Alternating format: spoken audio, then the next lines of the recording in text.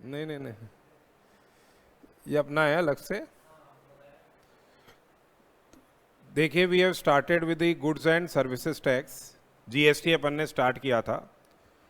अब कल हम लोगों ने एक तो सिलेबस का ओवरव्यू किया, क्या क्या सिलेबस में आएगा, कि स्टडी बेस्ड आएगी चीज़ें। फिर एक अपन ने पढ़ा था कि what were the deficiencies in the earlier system of taxation.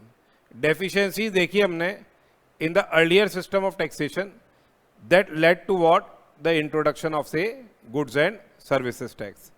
पहली बात तो ये थी कि वहाँ पहले क्या है, multiplicity of taxes were there, तरह तरह के टैक्सेस थे, और कास्केडिंग इफेक्ट की बात थी। और एक जो अपना फेडरल स्ट्रक्चर होने के कारण से सेंट्रल गवर्नमेंट का पास अधिकार था, स्टेट गवर्नमेंट के पास अधिकार था। तो कई बार क्या होता था, एनक्रोचमेंट हो जाता था। भाई सेंट्रल गवर्नमेंट चाहती थी कि हम भी टैक्स लगाएं, उसी ट्रांजैक्शन पे स्टेट गवर्नमेंट भी चाहती थी कि हम भी टैक्स लगाएं। तो ये सब डेफिशिएंसीज थी in the earlier system of taxation that led to the introduction of what, goods and services tax. GST क्या है, basically it's a tax on value addition. किस पे टैक्स है ये, वैल्यू एडिशन पे टैक्स है। यानी टैक्सेबल इवेंट है सप्लाई का। टैक्सेबल इवेंट क्या है, सप्लाई है। सप्लाई टैक्सेबल इवेंट है जो सेक्शन 7 के अंदर दे रखा है। वो हम नेक्स्ट चैप्टर के अंदर डिस्कस करेंगे। सप्लाई ऑफ गुड्स और सर्विसेज वो टैक्सेबल इवेंट है, ठीक है। अब what is basically the concept of GST, कल अपन ने पढ़ लिया था, जेनेसिस के बारे में पढ़ लिया था। कंसेप्ट में इनिशियली जो अपन ने फर्स्ट चीज पढ़ी थी ना, वही चीज यहां भी आ रही है। क्या, कि goods and services tax is a value added tax. VAT है एक तरह से, जो वैल्यू एडिशन है उस पर क्या लग रहा है, टैक्स लग रहा है। तो बेसिकली क्या है, ये एक वैल्यू एडिड टैक्स है। जीएसटी क्या है, वैल्यू एडिड टैक्स है। जो इसके ना शॉर्ट पॉइंट्स आप नोट कर लो, वो बेटर रहेगा। जैसे कंसेप्ट ऑफ जीएसटी जो हेडलाइंस आ रही है ना अपनी हेडेड, वो नोट करते हुए चलो कि भाई मेरा ये टॉपिक हो गया, मेरे को ये देखना है ना। तो basically it is what, a tax on supply of goods and services. कहां से लग रहा है, right from the manufacturing stage up to what, the retail stage. Tax लगता हुआ जा रहा है। अल्टीमेटली बर्डन किसको बियर करना है, कंज्यूमर जो है उसको क्या है, वो बर्डन बियर करना है। तो इट्स अ सिंगल टैक्स। यहाँ मल्टीप्लिसिटी की बात नहीं है, it is basically single tax on supply of क्या, goods and services, right from what, the manufacturing stage, ultimately when the goods have been sold या services have been provided to the consumers. हर previous stage का जो tax दिया जा रहा है उसका अपने को क्या मिल रहा है, क्रेडिट मिल रहा है। तो नटशेल में ये वैल्यू एडिशन पे देखा अपन ने, कल एक उदाहरण देखा था जिसमें अपन ने बोला था बेसिकली क्या है, ये वैल्यू एडिशन पे टैक्स रहेगा, ठीक है। अब यहां पे क्या हो रहा है, सेकेंड पॉइंट देखो, there is a continuous flow of credits in the sense that जो एक्स ने वाई को माल बेचा, 1 लाख रुपए का माल, उस पर 18% जीएसटी अपन ने चार्ज किया था, 1,18। तो अब यहाँ पे क्या हो जाएगा, इस 18,000 रुपये का क्या मिल जाएगा, वाई खरीदेगा 1,18,000 में, और 18,000 रुपये का इसमें क्या मिल जाएगा, इनपुट टैक्स क्रेडिट क्या हो जाएगा, एडमिसिबल हो जाएगा। आईटीसी क्या हो जाएगा, एडमिसिबल हो जाएगा इस केस के अंदर सामने वाले को। फिर ऐसे चलता रहेगा लास्ट स्टेज तक। लास्ट स्टेज तक क्या हो रहा है, आईटीसी क्या हो रहा है, एडमिसिबल हो रहा है। तो fundamentally there is what, continuous flow of tax rate. तो ये जो की पॉइंट है ना, ये नोट करते हुए चलो आपने रजिस्टर के अंदर, जिससे क्या है एग्जाम के टाइम पे आपको ध्यान रहे, यार मैंने ये चीजें पढ़ी थी। तो there is what, a continuous flow of tax rate. Heading तो डाल लो, कंसेप्ट ऑफ जीएसटी। देखो थोड़ा लिखना पड़ता है, थोड़े लिखने से क्या होता है, देखो एग्जाम में आप, ये तो सब चीज लिखी हुई है, पूरी कंप्लीट इन इटसेल्फ है, बट अपन लिखेंगे ना तो ये एग्जाम के टाइम में याद भी रहेगा, अरे हाँ भैया मेरा ये चीज लिखी हुई है। क्योंकि अल्टीमेटली क्या है, लिख के ही मार्क्स आने वाले हैं, बिना लिखे तो मार्क्स आएंगे नहीं, तो लिख लिख के ही आएंगे। तो उसको आप हैबिट, ये मेरे सब्जेक्ट में ही नहीं, सभी सब्जेक्ट में नोट्स बनाने की हैबिट रखो कि मेरे को ये नोट्स बनाने हैं, साथ साथ करते हुए चलना है, ठीक है। समझ तो रही हैं अपन, समझने में तो कोई दिक्कत वाली बात नहीं है, समझ जाओगे। पर उसको रिमेंबर करने के लिए एक बार खोलोगे, अरे हाँ यार ये मैंने पढ़ा था क्या, कंसेप्ट ऑफ ये जीएसटी, इसके अंदर बोला ये की points, it's a value added tax, जहाँ पे क्या है, there is a continuous flow of credits. यानी क्या है, बेसिकली हर स्टेज पे आपको क्या मिलता जा रहा है, इनपुट टैक्स रेट मिलता जा रहा है। तभी तो आपको टैक्स देना पड़ रहा है किस पे, वैल्यू एडिशन पे। GST provides comprehensive and continuous chain of tax credits from manufacturers point या service providers point up to retail level या consumer level, thereby taxing as only value addition. कल अपन ने देखा था, देखो जो अल्टीमेट टैक्स कलेक्ट किया था, लास्ट प्राइस बनी थी, वही कंज्यूमर ने बियर किया था और वही amount of tax various stages पे गवर्नमेंट को मिला था, थे ना। पहली स्टेज पे 18,000 रुपये गए, फिर दूसरी स्टेज पे 9,000 गए, फिर तीसरी स्टेज पे 18,000 गए, तो कुल मिला के 45,000 रुपये। वही 45,000 रुपये की अल्टीमेट टैक्स इनवॉइस बन के किसको गई थी, कंज्यूमर को गई थी। तो यहाँ पे देखो, tax incidence is born ultimately by the consumer.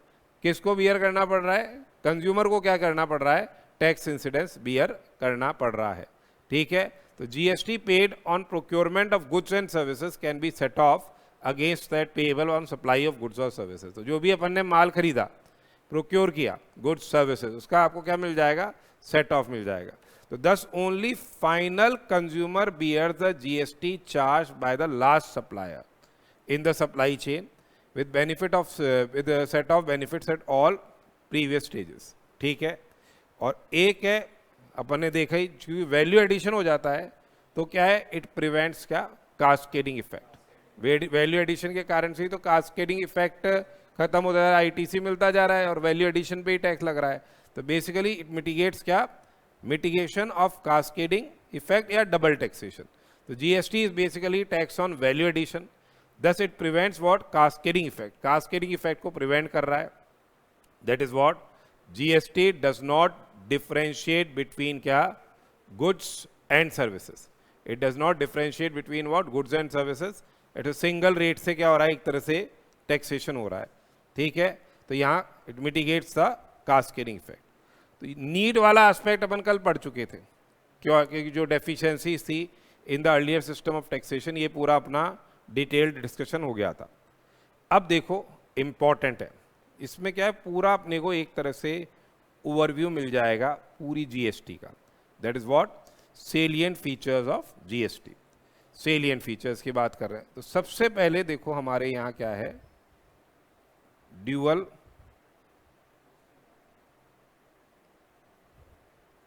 GST model है। ड्यूअल जीएसटी मॉडल है हमारे, कहने का मतलब क्या है, क्योंकि अपना क्या है, फेडरल स्ट्रक्चर है।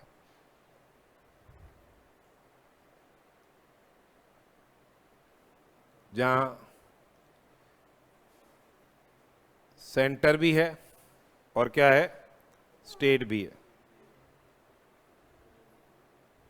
सेंटर भी है और क्या है, स्टेट भी है, ठीक है। सेंटर का अधिकार भी है, स्टेट का अधिकार भी है रेवेन्यू लेने का। तो अब क्या है यहाँ पे, इसलिए हमको ड्यूअल जीएसटी स्ट्रक्चर रखना पड़ा। ये यानी सिंगल ट्रांजैक्शन पे both centre and state has right to collect the tax. दोनों का अधिकार है ड्यूअल के कारण से। तो अब वैल्यू बेस तो सेम रहेगा, पहले तो अलग अलग हो जाता ना, वैल्यू में पहले एक्साइज लग के फिर लगता था मतलब वैट। अब यहाँ वैल्यू बेस तो क्या रहा, सेम रहा। सपोज 10 लाख रुपए वैल्यू बेस है। अब इसी ट्रांजैक्शन पे सीजीएसटी लग गया 9%, एसजीएसटी लग गया 9%, यानी 90,000 सीजीएसटी हो गया, 90,000 एसजीएसटी हो गया। ये 90,000 किसका रहेगा, ये रेवेन्यू रहेगा स्टेट गवर्नमेंट का। कौन सी स्टेट गवर्नमेंट का रेवेन्यू रहेगा, जहां कंजम्पशन हो रहा है, वेयर कंजम्पशन ऑफ गुड्स या सर्विसेज टेक्स प्लेस, ठीक है। तो अब देखिए ड्यूअल जीएसटी मॉडल इंडिया ने अडॉप्ट किया. India has adopted what dual GST model in view of the federal structure. Centre और स्टेट दोनों को रेवेन्यू चाहिए, तो centre and state simultaneously levy.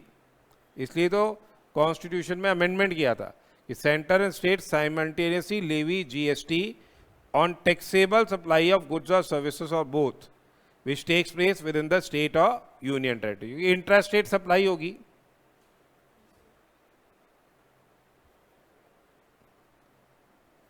तभी क्या लगेगा, CGST plus SGST oblique UTGST लग रहा है.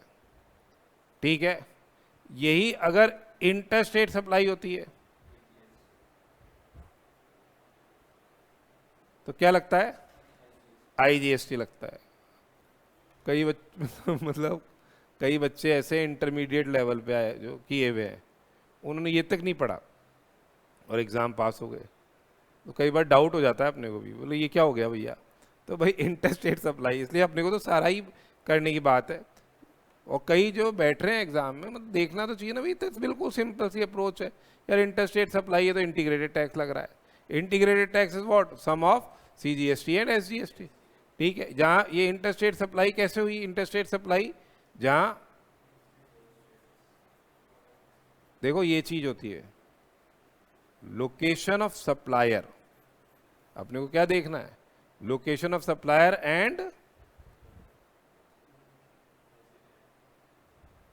लोकेशन ऑफ रेसिपिएंट नहीं देखनी है, प्लेस ऑफ सप्लाई देख, ये ध्यान रखना. रेसिपिएंट तो यहां भी हो सकता है, जैसे मैं हूं सप्लायर, आप हो रेसिपिएंट. ठीक है, आपने बोला कि मेरे गुड्स की डिलीवरी मेरी ब्रांच को दो, जो ब्रांच आपकी कहाँ पे लोकेटेड है, दूसरे स्टेट में. तो हो सकता है आपका रजिस्टर्ड ऑफिस यहाँ हो, आपने यहाँ अपने को कर रखा है, पर यहाँ अपने को क्या देखना है कि भाई आपका डिलीवरी गुड्स की कहाँ गई. तो उस केस के अंदर अपने को हमेशा क्या टर्म यूज करनी है, place of supply term use करनी है. ये 2 डिफरेंट स्टेट्स में हो या 2 डिफरेंट यूनियन टेरिटरीज में हो, या फिर कहां पे हो, स्टेट एंड यूनियन टेरिटरी में हो. एक स्टेट दूसरा यूनियन टेरिटरी, या 2 डिफरेंट यूनियन टेरिटरीज हो गई, या 2 डिफरेंट स्टेट्स हो गया. तो हमेशा वर्ड यूज करना location of supplier and place of supply. ठीक है, वर्ड जैसे ही आपने लोकेशन ऑफ रेसिपिएंट यूज कर दिया, गड़बड़ हो जाएगा मामला, वो काट दिया जाएगा, गलत हो जाएगा आपका. तो ये लोकेशन ऑफ सप्लायर, क्योंकि आपने प्लेस ऑफ सप्लाई चैप्टर पढ़ा ही नहीं है, इंटर में तो पढ़ा ही नहीं है आपने, कहाँ पढ़ा, वो तो पढ़ाया ही नहीं आपको. इसलिए तो लोकेशन ऑफ सप्लायर और प्लेस ऑफ सप्लाई अगर 2 डिफरेंट स्टेट्स में है, 2 डिफरेंट यूनियन टेरिटरीज में है, स्टेट और यूनियन टेरिटरी में, तो वो इंटर स्टेट सप्लाई होती है. इंटर स्टेट सप्लाई पे क्या लगता है, IGST लगता है. और IGST किसका होता है, अधिकार लगाने का, ये सेंट्रल गवर्नमेंट का अधिकार है. IGST लगाने का अधिकार किसका है, सेंट्रल गवर्नमेंट का अधिकार है, स्टेट का नहीं है.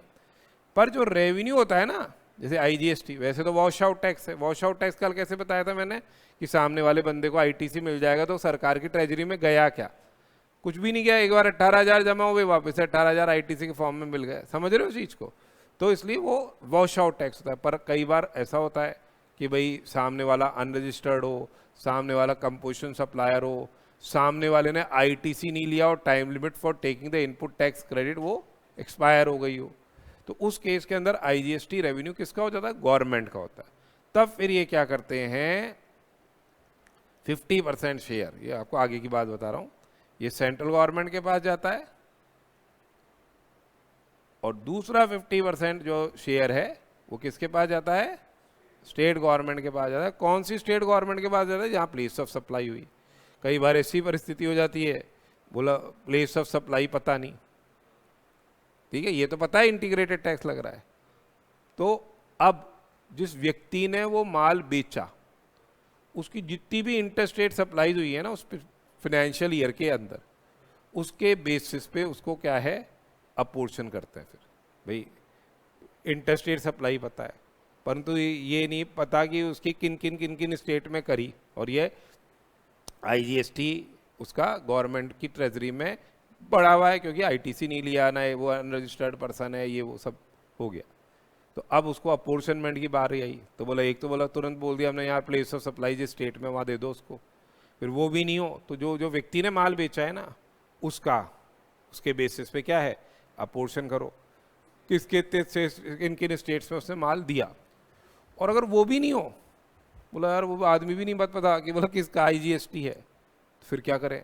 फिर बोलते जो पिछले साल में वेरियस स्टेट्स का जो रेवेन्यू आया है ना इंटीग्रेटेड टैक्स को, उस रेशियो में उसको क्या कर दो वेरियस स्टेट्स में अपोर्शन को। सेंट्रल तो 50% लेके खुश हो गई, बाकी तो फिर अपोर्शन करने की बात है, तो फिर करे क्या? तो बोला इस रेशियो में फिर क्या कर दिया जाए अपोर्शन कर दिया। इसका मतलब क्या होता है कि अब क्या करेगी, ये गया तो इंटीग्रेटेड टैक्स खाते में, अब सेंट्रल गवर्नमेंट क्या करती है उतने पोर्शन को अपने इंटीग्रेटेड टैक्स अकाउंट से रेस्पेक्टिव स्टेट गवर्नमेंट के अकाउंट में पैसा, सब तो खेल तो मुद्रा का ही है, ये मुद्रा फिर क्या करती है ट्रांसफर करती है।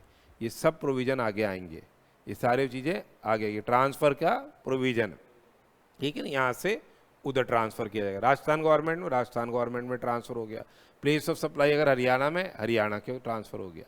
इसी हिसाब से बाई चांस अब सामने वाले ने रिफंड ले लिया उसका, जिसने सप्लाई की उसने कहा कि भाई ये टैक्स मैंने दिया है और उसका रिफंड ले लिया, तो फिर वो जो अगला अपोर्शनमेंट होता है ना उसमें से वो रिफंड का अमाउंट क्या कर दिया जाता है, जितना अमाउंट उस सप्लायर को रिफंड किया उसको रिड्यूस कर दिया जाता है। ये सब चीज़ें आगे आएगी, अभी एक ओवरव्यू देखने वाली बात।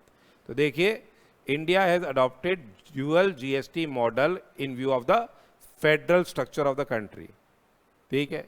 Centre and state simultaneously levy GST on क्या टैक्सेबल सप्लाई ऑफ गुड्स और सर्विस और both which takes place within the state और यूनियन टेरिटरी। यानी ये इंटर स्टेट सप्लाई होगी तब की बात कर रहे हैं, इंटर में तो सेंटर का ही अधिकार है। Thus tax is imposed concurrently by center and state, that is center and state simultaneously tax goods and services.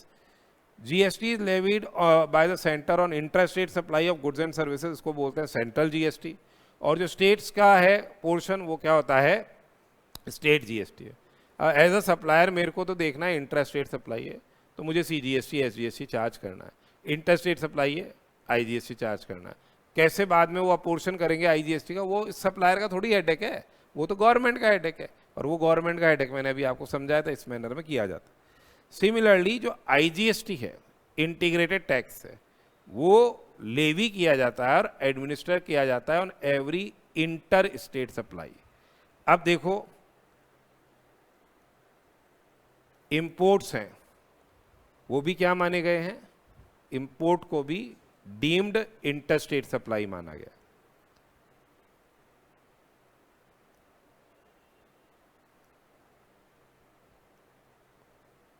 तो इंपोर्ट पे भी क्या लगता है IGST लगता है, और ये लगता है as duties of customs. Section 5 है ना IGST एक्ट का, वो चार्जिंग सेक्शन है। वो ये बताता है कि इस इंपोर्ट पे जो IGST लगेगा ना वो कैसे लगेगा, एज ड्यूटीज ऑफ कस्टम्स लगेगा। जैसे कस्टम ड्यूटी इंपोज होती है ना वैसे IGST लगेगा। सेक्शन 37 है कस्टम टैरिफ एक्ट का, ये कस्टम में पढ़ोगे आप, यहाँ भी पढ़ोगे वैसे तो। कस्टम टैरिफ एक्ट 1975 का सेक्शन 37 है जिसमें क्या लगाते हैं IGST अपन लगाते हैं। जैसे कैसे लगता है इसके आइडिया दे दूँ जरा सा। जैसे है ना अगर कोई गुड्स अपन ने क्या किए इंपोर्ट किए, ये चीज़ें है ना, यहाँ तो मैं एक डिजिटल आपको बता रहा हूँ उसमें तो अपने को लिखा हुआ है कि ये असेसेबल वैल्यू आई कितनी 10 लाख रुपए। असेसेबल वैल्यू कितनी है 10 लाख रुपए। पहले क्या लगती है बेसिक कस्टम ड्यूटी लगती है, इंपोर्ट होता है ना तो बेसिक कस्टम ड्यूटी है। सपोज करो बेसिक कस्टम ड्यूटी की रेट 10% ले ली तो 10 लाख का 10% लग गया ये 1 लाख। फिर वेलफेयर करना तो इंडियन गवर्नमेंट का ही है, मोदी सरकार के बाद तो सबसे ज़्यादा वेलफेयर एक्टिविटीज़ चालू हुई है, तभी तो वोट आता है भाई। गरीबों को जब आप दोगे तभी तो आपको वोट मिलेगा, अपने जैसे लोग थोड़ी दे रहे हैं। तो फिर क्या है एक सोशल वेलफेयर सरचार्ज लग रहा है, वास्तविकता है वो तो फ्री टॉयलेट और सब दोगे तो मिलेगा। SWS लग गया है रेट ऑफ 10%। 10% ऑफ क्या, बेसिक कस्टम ड्यूटी, सिर्फ 10% बेसिक कस्टम ड्यूटी का लगता है। बेसिक मतलब जो भी ड्यूटीज ऑफ कस्टम्स है उसका लग रहा है। सरचार्ज हमेशा क्या है, देखो इनकम टैक्स में भी सरचार्ज लगाते हो आप, HEC, तो किस पे लगता है, टैक्स पे तो लगता है। वैसे यहाँ भी क्या है, टैक्स पे लगता है। 10,000 हो गया। अब सम टोटल होगा, यानी 11,10,000 हो गया। अब इस पे लगेगा आपके क्या,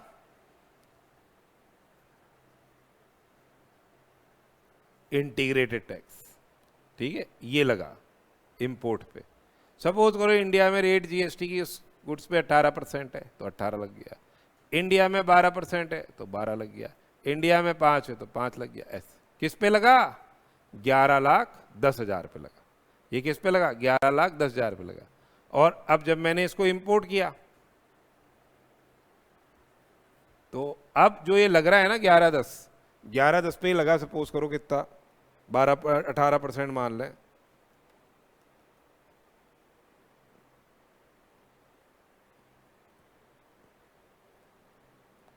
ये 1,99,800 लगा। ठीक है, तो इसका आपको क्या मिल जाएगा, इनपुट टैक्स क्रेडिट मिल जाएगा। इनपुट टैक्स क्रेडिट इसका मिल जाता। ठीक है, आ रही बात समझ में। ये तो गुड्स की बात हो गई। गुड्स में इंपोर्ट करने के लिए आपको क्या देना पड़ता है, एक डॉक्यूमेंट देना पड़ता है, bill of entry. So the basic document on basis of which we can take the input tax credit. इसका ले रहे हो ना 1,99,800 का, तो उसके लिए वहाँ को वो थोड़ी टैक्स इनवॉइस जारी कर रहा है, वहाँ का सप्लायर वो तो विदेश में बैठा है उसको क्या करना है, अपने को बिल ऑफ एंट्री प्रेजेंट करनी है अपने को। और फिर जो बिल ऑफ एंट्री में टैक्स आप जमा कराओगे, ये इंटीग्रेटेड टैक्स, उसका आपको क्या मिल जाएगा, ITC मिल जाएगा, imports deemed interstate supply. Suppose करो ये तो ये हुई। सर्विस में क्या होता है बताओ, सर्विसेज में क्या होता है, जब अपन ने इंपोर्ट करी सर्विस, तो इंपोर्ट करते हैं सर्विस, तो यहां पे जो रेसिपिएंट होता है ना, उसको GST जमा कराना पड़ता है, रिवर्स चार्ज मैकेनिज्म में, RCM में पढ़ा था इंटर में। रिवर्स चार्ज मैकेनिज्म में क्या है, GST जमा कराना है RCM के तहत। ठीक है, और RCM के तहत आप जमा कराओगे तो इलेक्ट्रॉनिक कैश लेजर के माध्यम से जमा होगा वो पैसा, और फिर बाद में आपको, अगर वो आपकी इनपुट सर्विस है तो आपको उसका क्या मिल जाएगा, ITC मिल जाएगा, क्रेडिट मिल जाएगा। तो इंपोर्ट और export deemed interstate supply, import और एक्सपोर्ट क्या है, दोनों डीम्ड इंटरस्टेट सप्लाईज हैं। एक्सपोर्ट भी क्या है, डीम्ड इंटरस्टेट सप्लाई। ठीक है, तो ये बात अभी बात हुई। और इस पे अधिकार किसका है, इंटीग्रेटेड टैक्स लगाने का सेंट्रल गवर्नमेंट का ही अधिकार रहेगा। फिर अपन ने बोला कि भाई GST law extends to whole of India, कल भी बताया था मैंने आपको, जम्मू एंड कश्मीर राज्य में भी ये प्रभावी है। ठीक है, अब क्यों नीड थी of dual GST model, what was the need of dual GST model, because of our federal structure, जो कि दोनों को चाहिए रेवेन्यू, सेंटर को भी अपना रेवेन्यू चाहिए, स्टेट को भी अपना रेवेन्यू चाहिए। तो India's is a federal country where both centre and states they have been assigned powers, ठीक है, to levy and collect taxes through appropriate legislation. Both the levels of government have distinct responsibilities, सबकी है। यहाँ राज्य सरकार को भाई राज्य के अंदर वेलफेयर एक्टिविटीज़ करनी है, जैसे आपके 500 रुपये में सिलेंडर बट रहा है, फूड पैकेट्स बट रहे हैं, स्मार्टफोन योजना आ गई, मोबाइल बट रहे हैं लेडीज़ को, लैपटॉप बट रहे हैं, साइकिल्स बट रही है, ये सब वेलफेयर है कि भाई आगे वोट आया हमारे पास। तो वही चीज़ सेंट्रल गवर्नमेंट करती है। अभी भाई 2023 में 2 लाख करोड़ का फ्री अनाज बांट रहे हैं, 2 लाख करोड़ का बजट में प्रोविजन किया था फ्री अनाज का, 24 तक के लिए कर दिया है कि भाई जब तक इलेक्शन नहीं हो, तो वो सब वेलफेयर हो रहा है। अपना ही पैसा है, चिंता मत करो, कोई फ्री नहीं दे रहा अपना ही पैसा लग रहा है, GST कितना लग रहा है, उसका पैसा अपना ही तो है। तो इंडिया फेडरल स्ट्रक्चर में दोनों को रिक्वायरमेंट है, सेंटर और स्टेट को, इसलिए अपने को क्या है, ड्यूअल GST मॉडल जरूरत थी because of our physical federalism, federal nature है, फेडरल स्ट्रक्चर है, ठीक है। अब बात आती है एडमिनिस्ट्रेशन की। तो सेंट्रल गवर्नमेंट ने, मैंने जैसे बताया, इट एडमिनिस्ट्रेट्स क्या, सीजीएसटी एंड आईजीएसटी लगाने का एक्सक्लूसिव अधिकार सेंट्रल गवर्नमेंट का है, ठीक है। अपोर्शनमेंट वाली बात अलग है। स्टेट या union territories levy and administer state and UT GST, ठीक है। यूटी जीएसटी लॉ एक बना रखी है, वेरियस स्टेट्स ने अपनी अपनी स्टेट जीएसटी लॉ बना रखी है। तो अपने पास क्या हो गया, देखो ये लेजिस्लेटिव फ्रेमवर्क की बात कर रहे हैं, इधर कर लेते हैं। एक तो हो गया सेंट्रल जीएसटी एक्ट 2017, फिर एक है स्टेट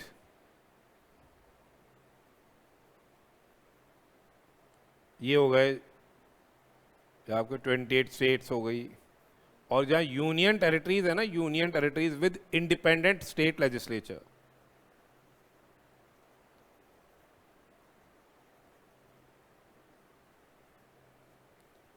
वहां भी ये स्टेट जीएसटी लॉ ही है। वो कौन सी हो गई, जैसे दिल्ली हो गई, ठीक है, जम्मू एंड कश्मीर हो गई, और एक पहले इसको पौंडुचेरी बोलते थे, नाम बदलना आजकल एक नॉर्मल फीचर हो गया, तो पुडुचेरी हो गया, जम्मू एंड कश्मीर हो गया, दिल्ली हो गया। ये इनका इंडिपेंडेंट लेजिस्लेचर है, तो यहाँ स्टेट जीएसटी लॉ ही रहेगी, ठीक है। अब बाकी जो यूनियन टेरिटरीज हैं, अदर यूनियन टेरिटरीज में आपके क्या है, यूटी जीएसटी एक्ट, जैसे अंडमान एंड निकोबार आइलैंड्स हो गए,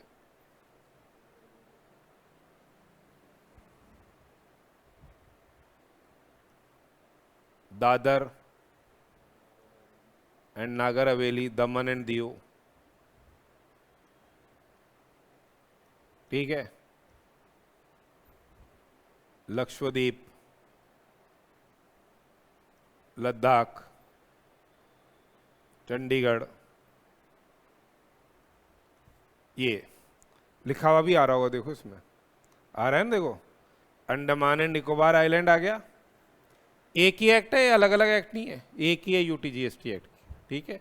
जो अंडमान एंड निकोबार आइलैंड हो गया, लक्षद्वीप हो गया, दादर नागर हवेली दमन एंड दीव हो गया, लद्दाख हो गया, एंड चंडीगढ़ हो गया, यहाँ पे यूटीजीएसटी एक्ट प्रभावी है। इंटर में तो पढ़ा होगा, ये याद है या नहीं है पता नहीं, पर पढ़ा तो होगा या पढ़ाया नहीं होगा तो बात अलग है। यूटीजीएसटी है विदाउट से स्टेट लेजिस्लेचर, इनकी खुद की इंडिपेंडेंट लेजिस्लेचर नहीं है, इसलिए यूटीजीएसटी एक्ट एक ही है। स्टेट्स की तो सबकी अलग अलग हो गई, ठीक है। उसके अलावा आपके स्टेट जीएसटी लॉ हैं, जिसमें दिल्ली, जिसके बारे में बताया, जम्मू एंड कश्मीर और पुडुचेरी के बारे में बताया, they have their own GST legislation for levying SGST. तो आप ध्यान रखना कि आपको अगर दिल्ली में लगाना है बात, तो ये भी ध्यान रखना कि इंट्रा स्टेट सप्लाई है विद इन दिल्ली, तो सीजीएसटी एंड एसजीएसटी लिखना। अगर बाई चांस आ जाए, वो कोई इसके भी नंबर काट ले भाई, उसको वैसे तो कुछ होना नहीं है। अगर वो इंट्रा स्टेट सप्लाई है with in union territory of Lakshadweep, तो सीजीएसटी एंड फिर यूटीजीएसटी, किसी का दिमाग चल जाए, 9% लगना है और तुमने एसजीएसटी लिख दिया, तो हो सकता है वो आपके कह दे भैया नहीं, ये नहीं सही नहीं है, क्योंकि कायदे से तो वहाँ क्या लग रहा है, यूटीजीएसटी है ना, इसलिए। तो multiple GST legislation, SGST legislations भले ही से हों, परंतु सब में फंडामेंटल वही central goods and services tax act है ना, उसके सारे के सारे स्टेटवरी प्रोविजंस क्या हैं, वहीं इनबिल्ट कर रखे हैं। तो there may be multiple SGST legislations, the basic features of law such as chargeability, definition of taxable event, taxable person, classification, valuation, सारे एस्पेक्ट्स सब एज इट इज हैं, कुछ भी नहीं है अंतर, प्रोसीजर, रजिस्ट्रेशन वगैरह। अब वो तो सीधी सी बात है, अगर आपने एसजीएसटी लॉ में रजिस्टर कराया तो आपका डीम्ड रजिस्ट्रेशन हो गया सीजीएसटी लॉ के अंदर भी, ऐसे नहीं कि आपको अलग अलग एक्ट वाइज रजिस्ट्रेशन लेना है। अब what is the manner of levy of dual GST, जैसे मैंने बताया, central government and state government they levy simultaneously, on every transaction of supply of goods and services. किन पे नहीं लगता? अगर इन्होंने सेक्शन 11 में गुड्स या सर्विसेज को क्या कर दिया, एग्जेम्प्ट कर दिया, तो नहीं लग रहा। अगर नील रेटेड है तो भी नहीं लग रहा है, और जो नॉन टैक्सेबल सप्लाईज हैं उन पे भी नहीं लग रहा। जैसे कल अपन ने बताया था alcoholic liquor for human consumption, इस पे तो लगेगा ही नहीं कभी, क्योंकि जीएसटी जो कॉन्स्टिट्यूशन में डेफिनेशन में ही दे दिया, other than what, alcoholic liquor for human consumption. Charging section में भी क्लियर कर दिया, इस पे कभी नहीं लगेगा, ठीक है, क्योंकि वो तो लॉ में ही लिख दिया। बाकी आई बात पेट्रोलियम प्रोडक्ट्स की, ठीक है, जो आपके पेट्रोलियम क्रूड है, हाई स्पीड डीजल ऑयल है, डीजल जो है, मोटर स्पिरिट यानी पेट्रोल,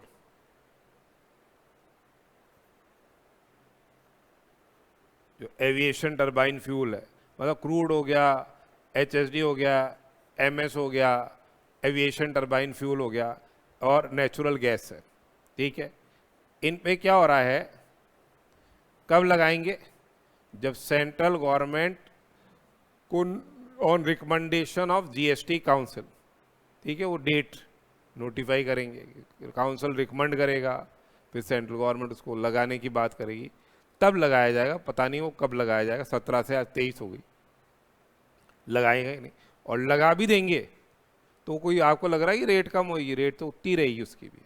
बोला अभी वैसे मैक्सिमम रेट जीएसटी की कितनी लगा सकते हैं ये, 40% है, तो 28, 40% तो अभी अधिकार दे रखा है, ठीक है, 40% तक जा सकता है। और जब ये लगेगा बाई चांस, तो इसका कोई आईटीसी भी नहीं मिलेगा, देखना, वो ब्लॉक्ड क्रेडिट की लिस्ट में आ जाएगा, क्योंकि भाई साहब रेवेन्यू चाहिए उनको मतलब सीधी सी बात, आईटीसी दे दे तो खेल ही खत्म हो गया। तो वो ब्लॉक्ड क्रेडिट की लिस्ट होगी ना, सेक्शन 17(5), उसमें आएगा, अगर आता भी है तो। वैसे तो आएगा जब देखी जाएगी, अभी तो आ नहीं रहा ना, ठीक है, अभी तो वही बियर करना पड़ रहा है, 108 रुपये का भाव होगा तो 108 ही देना आप, ठीक है। तो कुछ गुड्स को तो एग्जाम कर दिया, सर्विस को एग्जाम कर दिया जो नेसेसिटीज़ है, कुछ को out of the purview of GST, जैसे अपन ने बात बोली कि भाई ये इनके alcoholic liquor for human consumption और ये। और कई बार क्या होता है, अपन बहुत छोटे व्यापारी हैं, अगर आपका से ट्रेडर हो और आपका aggregate turnover does not exceed 40 lakh, या सप्लायर ऑफ गुड्स और सर्विस हो, आपका एग्रीगेट टर्नओवर 20 लाख से एक्सीड नहीं कर रहा, मणिपुर, मिजोरम, नागालैंड एंड त्रिपुरा में, ठीक है, मणिपुर बहुत घूम रहा है आजकल मणिपुर, मिजोरम, नागालैंड और त्रिपुरा में अगर आपका एग्रीगेट टर्नओवर 10 लाख से एक्सीड नहीं कर रहा, तो आपको क्या है, रजिस्ट्रेशन कराने की रिक्वायरमेंट ही नहीं है, जीएसटी चार्ज करने की बात ही नहीं है, ठीक है। तो वो तो थ्रेशोल्ड से जो कम आ गए, गुड्स और सर्विस जो एग्जेम्प्ट हो गए, उनके अलावा सब गुड्स सब सर्विसेज पे क्या लगेगा, जीएसटी लगेगा। फिर देखो एक ही रेट नहीं है, अपने पास भी क्या है, 0% भी है, 5% भी है, 12 भी है, 18 भी है, 28 भी है, ठीक है, 40 तो है नहीं, मतलब नोटिफाई नहीं है, मतलब कर सकते हो। तो अब अलग अलग रेट है, तो बट नेचुरल है, आपको क्या चले, क्लासिफिकेशन ऑफ गुड्स और क्लासिफिकेशन ऑफ सर्विसेज की रिक्वायरमेंट है, क्योंकि टैरिफ रेट अलग अलग है, तो उसके लिए they need a proper classification system. तो गुड्स के रिलेशन में उन्होंने क्या बना रखा है, HSN कोडिंग सिस्टम है, it's a harmonised system of nomenclature. Harmonised system of nomenclature is basically what, it is an internationally accepted product classification system, जो पहले कस्टम्स कोऑपरेशन काउंसिल ब्रसेल्स में था ना, WTO का पार्ट है, उन्होंने डेवलप किया था, ठीक है, कोडिंग सिस्टम, एक एक चीज को बहुत इन डेप्थ उन्होंने क्या है, क्लासीफाई किया हुआ, ठीक है, उसको अपन ने भी अडॉप्ट किया। कस्टम में भी अडॉप्ट किया और उधर से इधर भी आया। तो ये अपना क्लासिफिकेशन सिस्टम रहेगा, जहां आपको क्या है 6 डिजिट कोडिंग सिस्टम के तहत अपने को अपने गुड्स को क्लासीफाई करना है, जिससे आपको पता चले कि भैया मेरे गुड्स पे क्या रेट लग रही है, 5 लग रही है, 12 लग रही है, 18 लग रही है, 28 लग रही है। क्लासिफिकेशन बहुत इंपॉर्टेंट एस्पेक्ट होता है, निकालना, टैरिफ निकालना, ये भी एक बहुत इंपॉर्टेंट एस्पेक्ट होता है, जिसके लिए आप जो HSN के एक्सप्लेनेटरी नोट्स की भी मदद ले सकते हो, कि वहाँ से टैरिफ पैटर्न किया हुआ है तो उसकी भी मदद ले सकते हो। बाकी जुडिशियल डिसीजंस होते हैं पुराने, उनकी भी क्या है मदद ली जाती है, क्योंकि वो चीज़ एक्साइज में भी थी, वही चीज़ कस्टम में भी थी, तो you can take the help, because ये तो इशू ही यही है, लड़ाई किसकी हो जाए बाई चांस, भाई 12 नहीं लगना 18 लगना है, ठीक है ना। अब जैसे ऑनलाइन गेमिंग की बात हुई, बोला यार 28 लगना है, लाओ पुरानी रिकवरी और लाओ, तो ये रेट का डिस्प्यूट होता है। तो मल्टीप्लिसिटी ऑफ रेट्स रहती है तो डिस्प्यूट तो हो सकता है, ठीक है। सिंगल रेट रख नहीं सकते, पर एक ये है कि भाई एक स्टेज पे आके इनको तो कर सकते हैं ये, कि भाई 12-18 मर्ज कर ली, हो सकता है 15 लिया है करके कर सकते हैं, मतलब वो देखते हैं क्या होता है। इसी हिसाब से सर्विसेज में क्या होता है, अपने को सर्विसेज को क्लासीफाई करना है, उसके लिए आपके एक चैप्टर बना रखा है जिसमें सर्विसेज अकाउंटिंग कोड्स हैं, जिसमें आपको क्या है 99 चैप्टर है, 99 उसमें आपको वेरियस सर्विसेज का क्या है क्लासिफिकेशन दे रखा है, कि भाई मेरी सर्विस में किस रेट से क्या लगेगा, टैक्स लेवी होगा, तो उसके लिए सर्विसेज अकाउंटिंग कोड। तो क्लासिफिकेशन की ये बात होगी। क्लासिफिकेशन क्यों जरूरी है, क्योंकि rates depends upon the classification. Eligibility of exemption also depends on classification, कि आपके गुड्स और सर्विसेज एग्जेम्प्ट है या नहीं है, वो किस पे डिपेंड करता है, वो किस पे डिपेंड कर रहा है, क्लासिफिकेशन पे डिपेंड करता है। फिर नेक्स्ट आता है हमारे पास, देखो हर जने को GST थोड़ी देना है, मैं एक छोटा व्यापारी हूं, तो यहां पे क्या होता है थ्रेशोल्ड लिमिट होती है ऑफ रजिस्ट्रेशन। किस पे डिपेंड करती है ये, एग्रीगेट टर्नओवर पे डिपेंड करती है, ठीक है। एग्रीगेट टर्नओवर में सब शामिल होता है, taxable supplies, exempt supplies, non taxable supplies, exports, सब कुछ शामिल किया जा रहा है, ठीक है। इंटरस्टेट सप्लाईज, वो डेफिनेशन जनरल है, सेक्शन 2 क्लॉज 6 में डिफाइन किया है एग्रीगेट टर्नओवर। तो अगर आप एक्सक्लूसिव सप्लायर ऑफ गुड्स हो, अगर आप एक्सक्लूसिव सप्लायर ऑफ गुड्स हो, जिसमें आप क्या कर सकते हो, भाई ट्रेडर है, FDR तो करा ही सकता है ना यार वो बैंक में, तो FDR कराएगा तो उसको इंटरेस्ट मिलेगा, तो ये पैसा जमा करा के इंटरेस्ट मिल रहा है, ये भी एक सर्विस है। तो अभी तो हम बोल रहे थे वो एक्सक्लूसिव सप्लायर ऑफ गुड्स हो, तो इसमें अगर वो ये वाली सर्विस देता है ना, जिसमें उसको इंटरेस्ट मिल रहा है ऑन डिपॉजिट्स, डिस्काउंट्स वगैरह, बिल डिस्काउंटिंग कराई, तो ये एक्सक्लूसिव सप्लायर ऑफ गुड्स की श्रेणी में ही रहेगा, ये सर्विस सप्लायर की श्रेणी में नहीं आएगा, ठीक है। तो अगर आप एक्सक्लूसिव सप्लायर ऑफ गुड्स हो और आपका एग्रीगेट टर्नओवर 40 लाख से एक्सीड कर रहा है, आपका एग्रीगेट टर्नओवर किससे एक्सीड कर रहा है, 40 लाख रुपए से एक्सीड कर रहा है, कुछ एक्सेप्शनल सर्कमस्टांसेस में इनको एनहेंस थ्रेशोल्ड लिमिट है ये, इसका बेनिफिट नहीं मिलता है, यानी 40 लाख से एक्सीड करेगा तब आपको क्या है रजिस्ट्रेशन कराना है। कहाँ पे हो आप जम्मू एंड कश्मीर में हो, ये स्पेशल कैटेगरी स्टेट्स है, आसाम में हो, हिमाचल प्रदेश में, ठीक है, ये स्पेशल कैटेगरी स्टेट्स है, इनमें 40 लाख है। अदर सारे जो स्टेट्स हैं other than special category states, other than special category states, और तेलंगाना, ठीक है, और पुडुचेरी को छोड़ के, समझ रहे हो, अदर स्टेट से राजस्थान हो गया, दिल्ली हो गया, ये सब अदर स्टेट्स में आ गए, पर तेलंगाना और पुडुचेरी ये है तो स्पेशल कैटेगरी स्टेट नहीं, पर इन्होंने बोला कि भाई हम तो गरीब राज्य हैं, ठीक है, हमारे लिए थ्रेशोल्ड लिमिट क्या रखी जाए, 20 लाख ही रखी जाए। और बहुत ही जो नॉर्थ ईस्टर्न रीजन है ना, मणिपुर, मिजोरम, नागालैंड, त्रिपुरा, ये 4 ध्यान रखना, मणिपुर, मिजोरम, नागालैंड, त्रिपुरा। यहाँ पे आपकी थ्रेशोल्ड लिमिट ऑफ रजिस्ट्रेशन क्या है? 10 लाख ही है।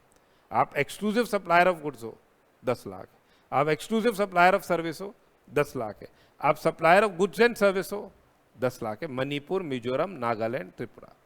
अब आ गए हमारे पास और कौन से स्पेशल कैटेगरी स्टेट्स हो गए? अरुणाचल प्रदेश, ये सब उधर ही है पहाड़ी राज्य, मेघालय, सिक्किम, ये वहीं चले गए नॉर्थ ईस्टर्न में। उत्तराखंड अलग से आ गया, उत्तराखंड, ठीक है, ये स्पेशल कैटेगरी स्टेट, यहां तक स्पेशल कैटेगरी स्टेट, ये स्पेशल कैटेगरी स्टेट और ये 3 स्पेशल कैटेगरी स्टेट्स। और other than special category state Puducherry and Telangana. इनमें थ्रेशोल्ड लिमिट रहेगी क्या? 20 लाख। किनमें? Arunachal Pradesh, Meghalaya, Sikkim, Uttarakhand, Puducherry, Telangana. Exclusive supplier of goods के लिए 20 लाख, सर्विस सप्लायर के लिए 20 lakh, goods and service supplier के लिए 20 लाख।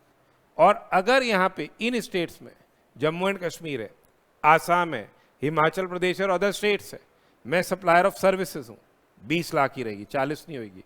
मैं गुड्स एंड सर्विसेज का सप्लायर हूँ, 20 लाख ही रहेगी, 40 नहीं होगी। यहाँ से मैं टैक्सेबल सप्लाईज इफेक्ट कर रहा हूँ, ठीक है, समझ रहे हो? इंटरस्टेट सप्लाई होते ही कंपलसरी रजिस्ट्रेशन की बात हो जाती है, खत्म किस्सा, वो तो अपन पढ़ेंगे आगे। परंतु ये सिर्फ किसके लिए हो रही है? इंट्रास्टेट सप्लाई की बात। अगर मैं सिर्फ और सिर्फ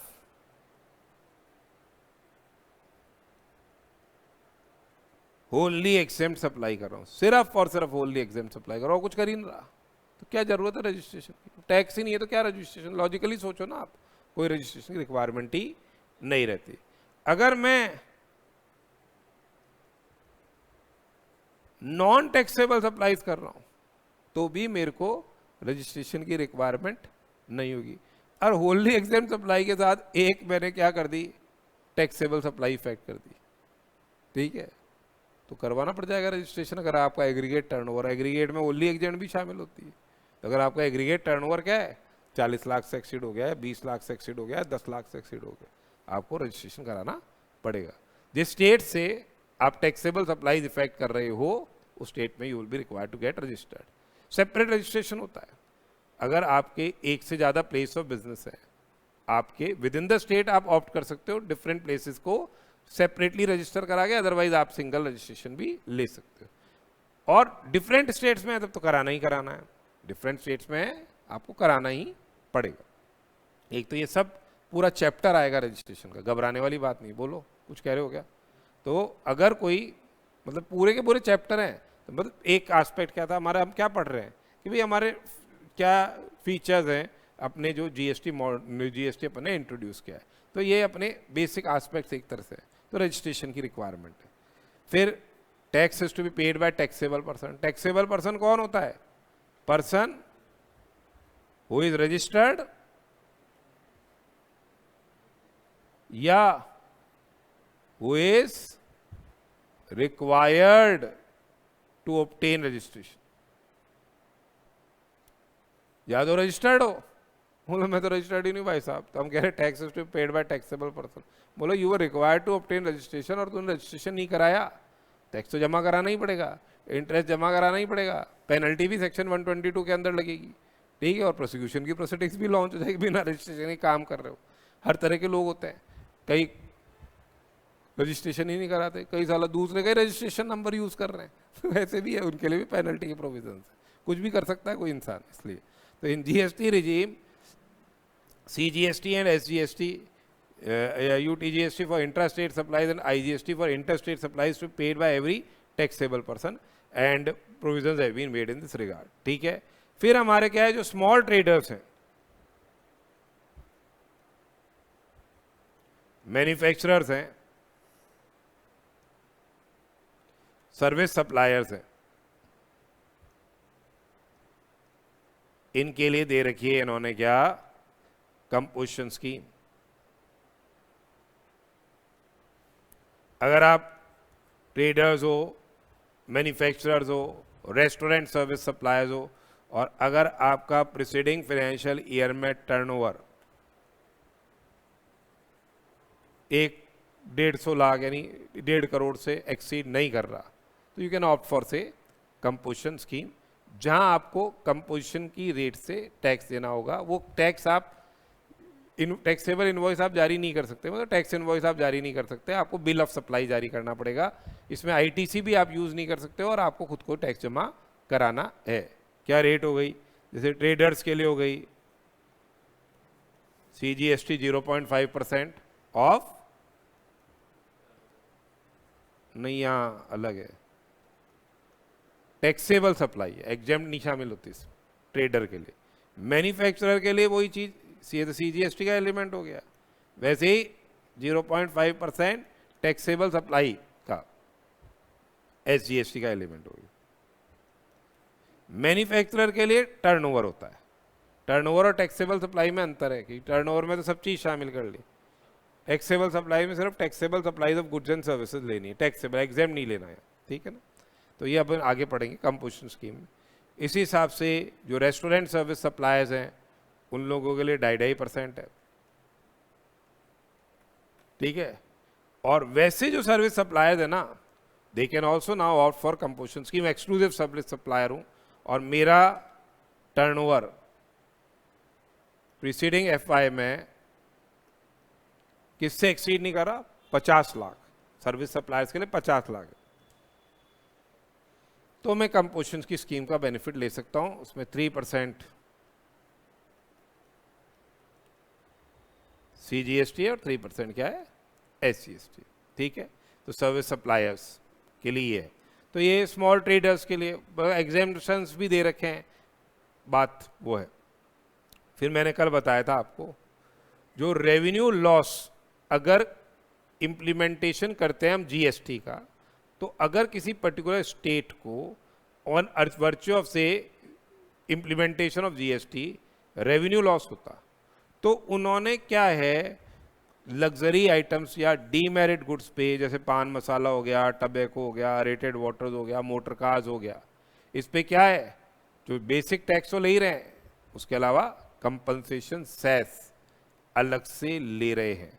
तो ये 2014-15 जो इन्होंने फाइनेंशियल ईयर था, उसमें उनका रेवेन्यू देखते हैं, ये प्रोजेक्टेड ग्रोथ रेट देखते हैं 14%, और उसके हिसाब से देखते हैं कि भाई आपका रेवेन्यू अगर कम मिल रहा है आपको due to implementation of GST in comparison to the earlier state VAT system, तो फिर हम आपको उसके कंपनसेट करेंगे, ठीक है। और बाकी तो फिर अब ये चला ही रहे हैं, रेवेन्यू आ रहा है, तो ये थोड़ी हटा रहे हैं कि भाई कम हो रहा हो, कुछ ऐसा कुछ नहीं है, चल रहा है, था लगाए सेस आने दो, पैसा है, तो वो बहुत सेस के नाम से भी काफ़ी पैसा आ रहा है, पर अपने GST सेस कोर्स में नहीं है, आपके कोर्स में GST सेस नहीं है, तो टेंशन मत लो उसका कोई भी। फिर GST क्या हो रहा है, GST basically is levied on supply of all goods and services. ये क्या है, सभी गुड्स एंड सर्विसेज पे लग रहा है, एक्सेप्ट जैसे मैंने बताया alcoholic liquor for human consumption, इस पे नहीं लगेगा। इस पे क्या लग रही है, स्टेट एक्साइज ड्यूटी लग रही है, स्टेट वैट लग रहा है, ठीक है, ये नहीं लग रहा है, स्टेट एक्साइज ड्यूटी लग रही है, मध्यसारिक पे है, ये ध्यान रखना, फॉर ह्यूमन कंजम्पशन है, समझ रहे हो क्या। अगर ये आप समझो चीज, यही एल्कोहलिक लिकर होती फॉर मेडिसिनल कंजम्पशन, लगती है ना, बेनाड्रिल वगैरह में भी डालते हैं ये, this will come under the purview of GST, वह GST की परव्यू में आ रही है। हो सकता है किसी कॉस्मेटिक प्रोडक्ट्स में हो, ठीक है, तो भाई उसको बेनाड्रिल मतलब वो कफ सिरप्स में अधिकतर में होती है, जिससे आपको फिर वो आराम से नींद आए, खांसी नहीं आए, यूँ सब वो सब रहता है, तो अलग हो गई वो परिस्थिति। हर चीज़ों में फ़र्क है। अब वो क्वेश्चन अगर पूछ ले आपसे तो अपन को ध्यान नहीं रहे और अपन एल्कोहलिक लिख कर देखते दड़, चलो लगा जो साहब स्टेट एक्साइज ड्यूटी लगेगी, GST नहीं लगेगा, तो वहाँ गड़बड़ हो जाएगी। छोटी सी छोटी चीज़ पे भी बनाई जा सकती है चीज़ें, ठीक है। अब एल्कोहलिक लिकर जो है for human consumption is not leviable to GST। उसके अलावा मैंने जैसे बताया पेट्रोलियम क्रूड है, डीजल है, ये क्या होगा, डीजल है, ठीक है, पेट्रोल है, एविएशन टर्बाइन फ्यूल है और नेचुरल गैस है। ये 5 पेट्रोलियम प्रोडक्ट्स ऐसे हैं जिन पे क्या है, government on recommendation of GST council notify करेगी, तब क्या लगेगा, इस केस में जीएसटी लेविएबल होगा। ठीक है, उसके बाद देखिए आगे, ये अपन ने बात करी परी कि जो पेट्रोलियम क्रूड है, डीजल है, पेट्रोल है, एविएशन टर्बाइन फ्यूल है, नेचुरल गैस है, they are not liable to GST till the same is say notified. जब तक ये नोटिफाई नहीं करेंगे तब तक जीएसटी लेविएबल उस केस में नहीं होगा। एक सेकंड,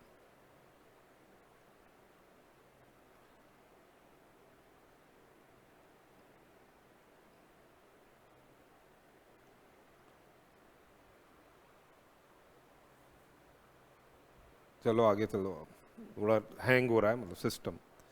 फिर देखो टबैको है, tobacco basically is with in the purview of से जीएसटी। इस पे जीएसटी भी लग रहा है और इस पे क्या लग रही है, एक्साइज ड्यूटी भी लग रही है। इस पे जीएसटी भी लग रहा है और इस पे क्या है, एक्साइज ड्यूटी भी लग रही है टबैको पे। सिमिलरली ओपीएम है, ओपीएम यानी अफीम, इंडियन हेम्प यानी चरस, चरसी होता है ना जो चरस लेते हैं उनको चरसी बोलते हैं, and other narcotic drugs and narcotics, इन पे भी they are coming under the purview of GST. और उस पे क्या है, स्टेट एक्साइज ड्यूटी भी लग रही है, they are coming under the purview of GST. और यहाँ पे क्या है, स्टेट एक्साइज ड्यूटी भी है। अब जो रियल एस्टेट सेक्टर है, रियल एस्टेट सेक्टर मतलब कंप्लीटेड बिल्डिंग को बेच रहे हैं, after issuance of completion certificate अगर आप बिल्डिंग को बेच रहे हो तो उस पर जीएसटी नहीं लगेगा। अंडर कंस्ट्रक्शन में तो लग रहा है, ठीक है। अगर अंडर कंस्ट्रक्शन मतलब जैसे मैंने प्रोजेक्ट चालू किया कंस्ट्रक्शन सर्विसेज, अब सपोज कीजिए मैंने कोई लिया पैसा, आपने बुकिंग कराई, तब तो लग जाएगा क्योंकि वो अंडर कंस्ट्रक्शन है। पर अगर कंप्लीशन सर्टिफिकेट जारी हो गया और फिर बिल्डिंग बाद में पैसा नहीं लिया अपन ने, 10 फ्लैट अनसोल्ड रह गए, अब उनको बेच रहे हो, तो that is what, sale of immovable property.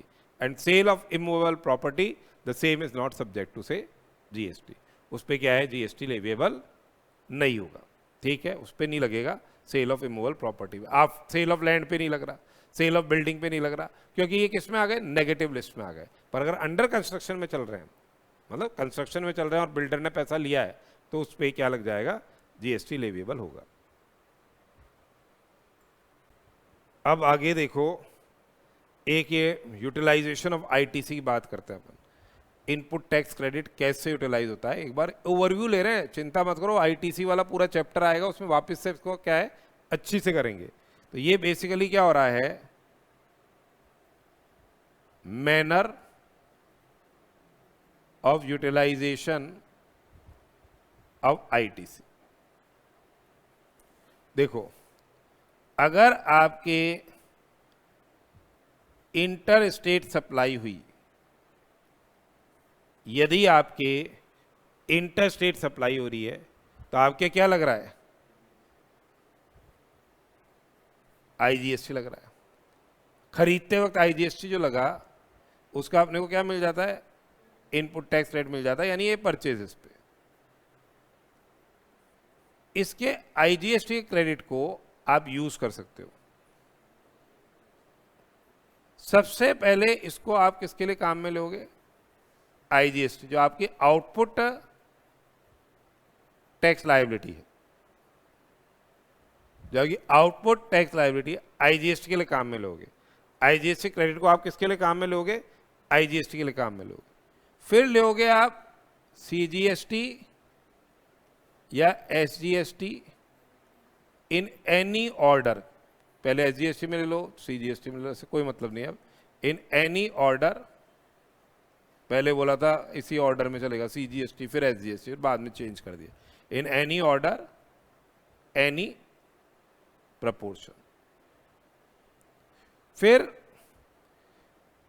आती है बात, आईजीएसटी का क्रेडिट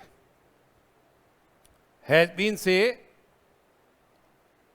फुल्ली एग्जॉस्टेड, पहले पूरा एग्जॉस्ट करना पड़ेगा आपको आईजीएसटी क्रेडिट को, तभी आप आगे CGST और SGST क्रेडिट को यूज कर पाओगे।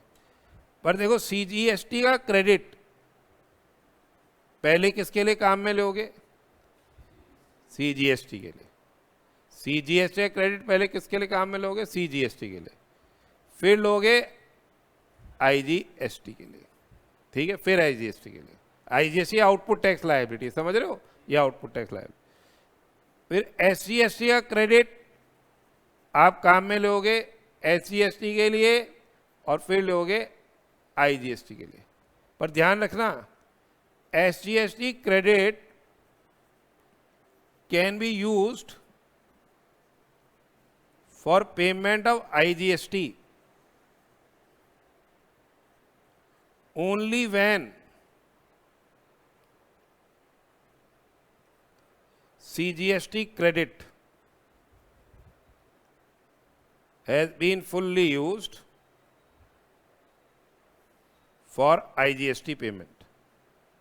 पहले CGST क्रेडिट को पूरा यूटिलाइज करना है IGST के लिए, फिर ही बचे बाद में ही आप SGST के क्रेडिट को IGST के लिए काम में लोगे, ठीक है। ऐसा नहीं हो कि CGST का क्रेडिट पड़ा हुआ है और अपन ने SGST क्रेडिट को यूज कर लिया, IGST को पे करने के लिए आपको पहले CGST क्रेडिट को लेना पड़ेगा। वही यही चीज SGST है ना, उसकी जगह आप UTGST भी लिख लो, बात बराबर है ना। UTGST क्रेडिट किसके लिए आएगा? पहले UTGST के लिए और फिर IGST के लिए और फिर किसके लिए? IGST के लिए, ठीक है। अब देखो CGST का क्रेडिट किसके लिए काम में नहीं आ सकता? SGST की आउटपुट टैक्स लायबिलिटी के लिए काम में नहीं आ सकता। SGST का क्रेडिट किसके लिए काम में नहीं आ सकता? CGST के लिए काम में नहीं आ सकता। ये ब्लॉक्ड है, मतलब ये नहीं आप यूज कर सकते हो, ठीक है। तो अब देखो ITC अवेलेबल है throughout the supply chain, पर cross utilisation of CGST and SGST या UTGST इज नॉट पॉसिबल। ये पॉसिबल नहीं है। CGST credit cannot be utilised basically for payment of SGST UTGST। Similarly SGST या UTGST credit cannot be utilized for payment of say CGST. However, cross utilization is allowed of CGST, SGST, UTGST and IGST। Use कर सकते हो CGST, SGST, UTGST को IGST के लिए काम में ले सकते हो, IGST को इनके लिए काम में लिया जा सकता है। तो देखो ऐसे चल रहा है मामला। सबसे पहले आप IGST क्रेडिट को याद रखना। IGST क्रेडिट IGST के लिए काम में आएगा, फिर सबसे पहले IGST के लिए काम में आएगा, फिर CGST या SGST या UTGST। ये अब in any order any proportion हो गया है, ठीक है, in any order any proportion. SGST UTGST credit पहले SGST UTGST के लिए काम में आएगा, फिर IGST के लिए काम में आएगा। CGST क्रेडिट पहले CGST के लिए काम में आएगा, फिर IGST के लिए काम में आएगा। ये आउटपुट टैक्स लायबिलिटी आप डिस्चार्ज कर रहे हो। Credit of CGST SGST can be utilize only when IGST credit has been fully exhausted. यानी पूरा IGST क्रेडिट जब खत्म हो जाएगा तभी आप CGST और SGST क्रेडिट को IGST को पे करने के लिए यूज करोगे। CGST को पे तो करोगे ही करोगे ना, उसके लिए थोड़ी अब वहाँ खत्म हो गया है तो फिर आप उसको यूज कर सकते हो। ITC of SGST या UTGST should be utilized for say payment of IGST। जब CGST क्रेडिट पूरा यूज हो जाएगा ना IGST को पे करने के लिए, तभी आप क्या है SGST क्रेडिट को IGST को पे करने के लिए काम में लोगे। ये यूटिलाइजेशन परमिजिबल नहीं है। CGST SGST क्रेडिट आपस में क्या है, utilise CGST SGST SGST CGST इसको आपस में यूज नहीं कर सकते हो। चिंता मत करो, इसका पूरा अपन एक बार वापस से इसको जब ITC वाला चैप्टर आएगा प्रैक्टिकल प्रॉब्लम्स के साथ क्या करेंगे, इसको डिस्कस करेंगे। ये जो कंसेप्ट है अब सीमलेस फ्लो ऑफ क्रेडिट, इसको अपन कल डिस्कस करते हैं एक बार, है ना। Seamless flow of credit and other aspects, इसका आगे कल का डिस्कशन करेंगे।